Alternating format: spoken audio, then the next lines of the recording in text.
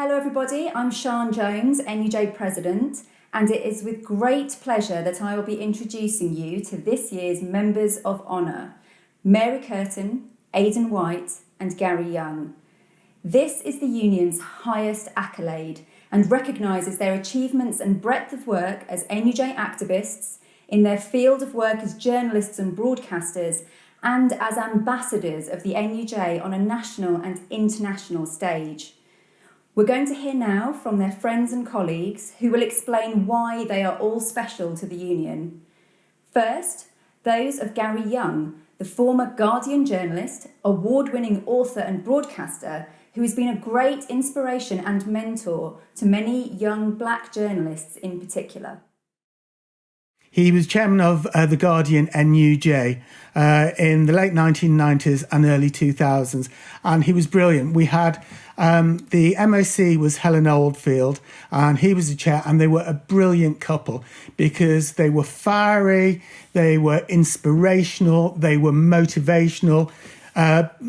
They led us to an 87% vote for industrial action about when the Guardian was trying to introduce compulsory redundancies. They failed, as they have always failed.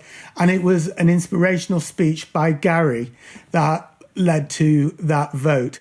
One of the great things he did as a union leader, there was a time when the Guardian management wanted to politically neuter us.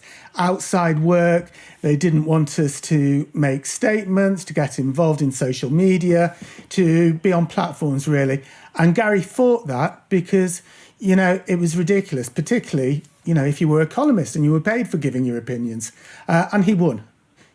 Gary always won. As he said, victory was always certain. We just never knew when. Sometimes we still don't.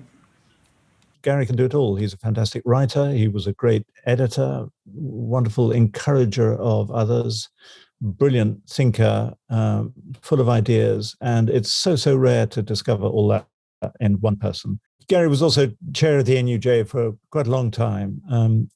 And he was tough. Tough but fair, I think, is the way you'd summarize.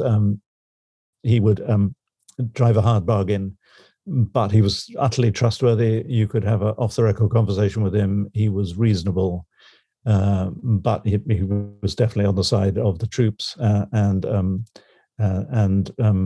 fought their case hard, as he should have done. So in short, he's the all-round journalist, and it was just such a privilege to work with him on The Guardian, and I think he will be seen as really one of the most influential journalists of our age. And he is every bit as charming, intelligent, funny, thought-provoking as he comes across in his writing. He has been one of the most influential journalists for me. He has been influencing people for decades in terms of his writing when it comes to race, when it comes to social inequality, when it comes to this government. Gary is absolutely incredible in terms of his analysis, in terms of his perspective, and there really has been very few journalists like him in print. He's really paved the way for other journalists of colour, and he has inspired people, and he's certainly inspired me. But for me, above all, Gary is an NUJ activist, father of the chapel. And since I met him some 20 years ago, he hasn't changed much. Open, accessible, a passionate lefty, and a champion for social justice. And beyond his activities, as leading the NUJ chapel at The Guardian, he was always at the beck and call of the union, whenever it mattered, and whenever it was important for him to be there. When the NUJ decided to approach the Guardian management to help the launch of the Sian Jones lecture, Gary did his bit from the inside, and he was the first journalist to speak at the event, and he helped propel it into the public eye by promoting it with a hard-hitting feature in the pages of the paper. And in many other instances, you just have to ask him and he will be there. Whether it's the annual conference of black members, or the award ceremony for scholars of the George Minor, or any other NUJ gathering, he will be there to speak, to explain, and to motivate. All of this with great generosity and humility. I'm really delighted. It's an amazing accolade to be honoured by your peers, and not just your peers in any kind of in any way, but from the union. I've always been a champion of unions, not just in my work but in my life, and I was an active member of the chapel at the Guardian, and I've always felt that unions were important. First of all, because what they've given me, the people that came before me that made the kind of all of the rights that I have possible, not least the weekend and paid holidays and sick leave and all of those things. But also because of what can come after, the ability through the union to kind of defend and extend the rights that we have so that other people can enjoy the same protections that I've had. And so to get something like this is truly incredible, and I'm very grateful for it. Congratulations, Gary. Next up is Aidan White. Aidan has always been an NUJ activist, but is now better known for his international work with the International Federation of Journalists and as a founder member of the Ethical Journalism Network. Let's hear from Aidan's friends and colleagues. In 1979, Aidan White was instrumental in helping to launch a new local newspaper in East London entitled the East End News. It was a pioneering enterprise that aimed to challenge the mainstream media by offering an honest but very professional and alternative vision of what news should be. The paper appeared weekly until 1984, with great support from both the trade union movement and the local community. Unfortunately, it then folded, partly due to lack of resources and partly because of internal divisions. But in the meantime, it had spawned a number of offshoots, including The Voice, which turned into a weekly newspaper for Afro-Caribbean readers all over the UK. And it also launched several important journalistic careers, including, amongst others, that of George Alagaya, the BBC newsreader. Now, in retirement, Aidan White is back in East London, and despite COVID-19, he's also been involved in the launch of a new local newspaper, Newham Voices, and continues to fight for press freedom and for honest journalism. We came, Aidan and I, by totally different routes to finally agree on something. The need to demonstrate to the Newspaper Society the utter frustration of members in local newspapers around the country about their low pay, and to call a national strike throughout the provinces.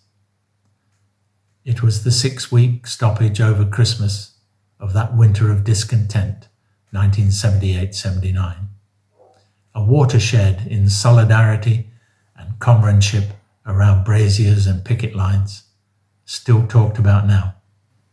Aidan was a handsome advocate for his many causes.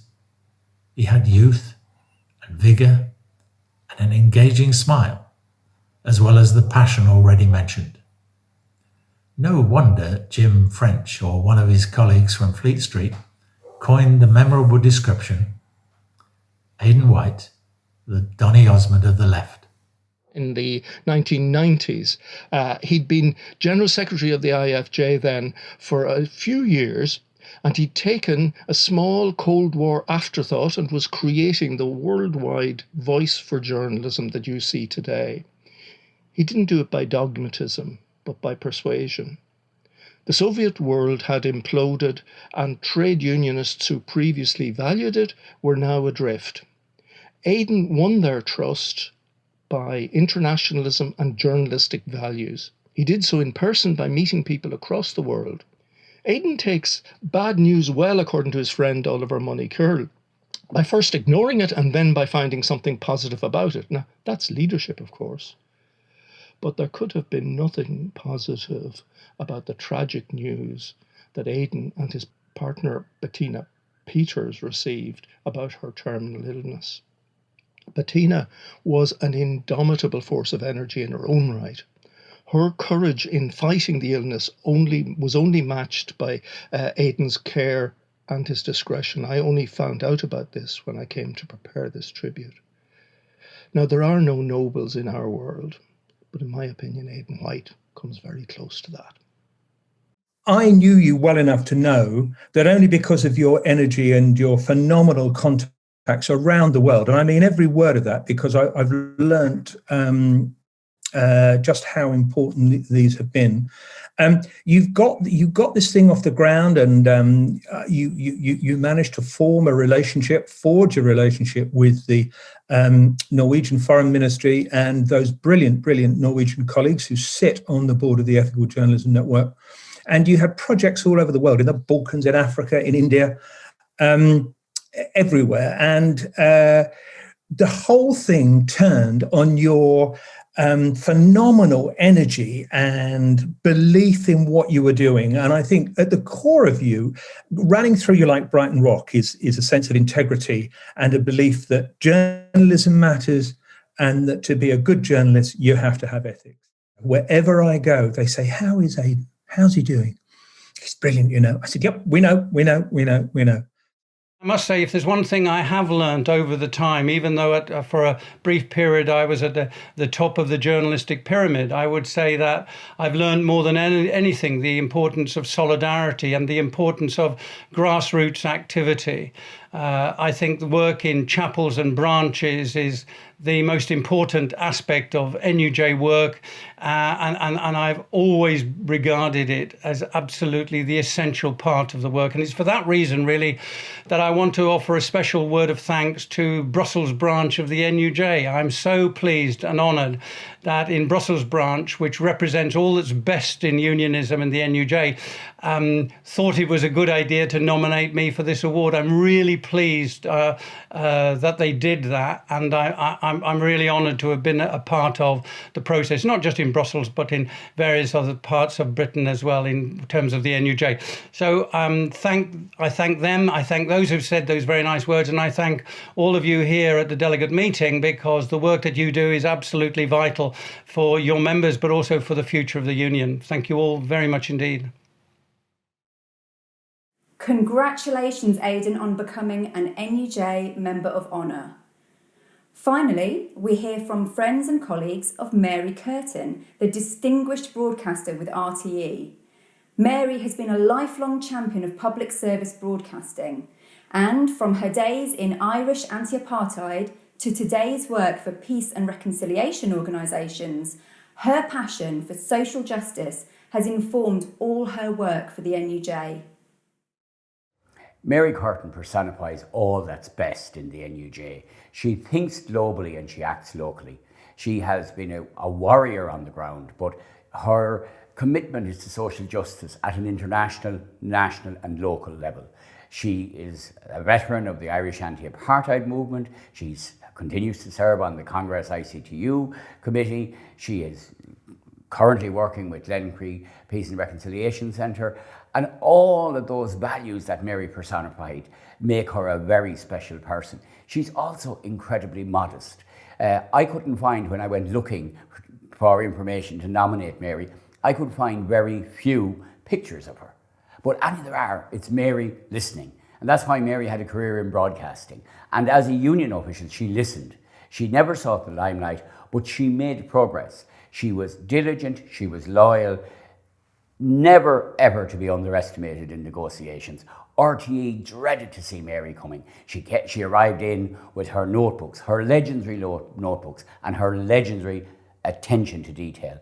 And dare a HR manager across her, and Mary would stare at them, and she would always remind them that she was there longer than they were, she knew more about them, and that she'd be there when they were gone. And she inevitably was. She continues to serve on a number of charities, and she does that in the low-key way which we have come to know and understand. It's not all about making big headlines, it's about making a difference, and Mary has made a difference. Well, here in Nuacht, in Ballinahown Gunamara, We know Mary Curtin a long time and are absolutely delighted to hear about her award from the NUJ, which is very much deserved. I myself had personal experience of her diligence and perseverance, as have many others in North. Her interest in people, her attention to detail, her ability to grasp complex work situations was truly astounding, and we are forever in her debt. Everybody in North RTE TG Cahir was always delighted to welcome Mary as Secretary of the Trade Union Group, and she was never slow to travel west. She enjoyed her visits, I hope.